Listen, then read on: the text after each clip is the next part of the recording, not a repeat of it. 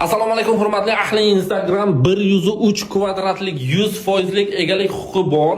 Hozir opamiz mana shu 4 xonalik xonalarini srochniy pul zararligi uchun arzon narxda beryaptilar. Mana shu prixoshka eshikdan shunday kiraverishda, mana shu prixoshka bo'ladi.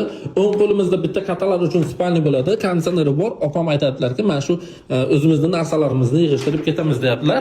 Mana shu o'ng qo'limizda yana kuxni zakriti balkoni bilan har bitta xonasiga mana shunaqangi batareyalari bor, gap bilish mumkin emas.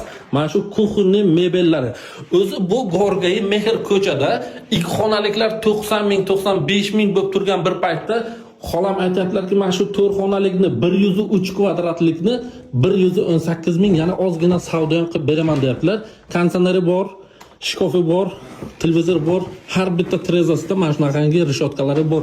Eng qizig'i bez gluxoy.